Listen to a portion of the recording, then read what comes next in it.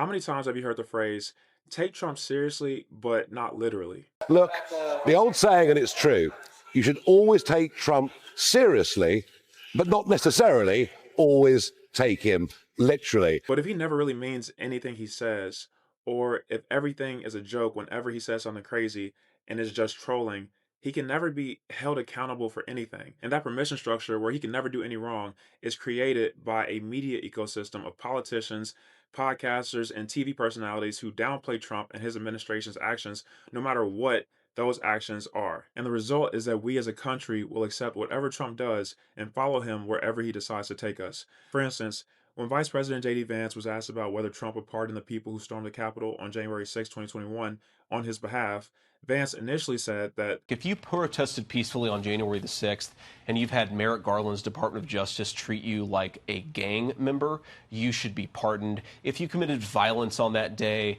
obviously you shouldn't be pardoned. And there's a little bit of a gray area there. But then he had to walk it back only a week later when Trump gave a blanket pardon to all January 6 rioters, including all of the ones who were arrested for violent crimes like assaulting police officers. 2 weeks ago, you were on Fox News and you said if you committed violence on that day, obviously you shouldn't be pardoned.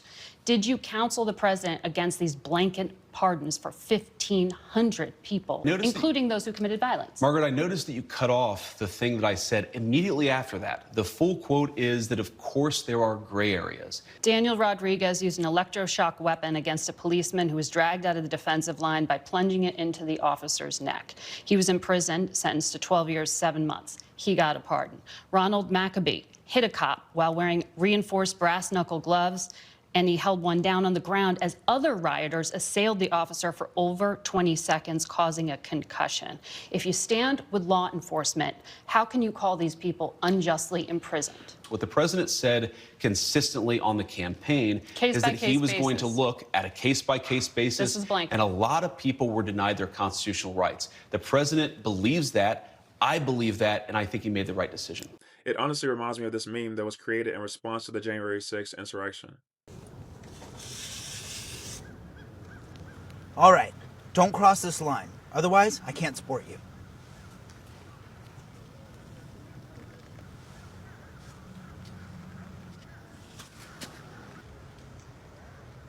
Okay, I can't stay mad at you, but this one for sure.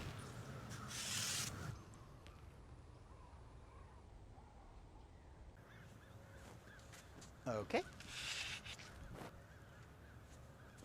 All right, Mr. President. Okay.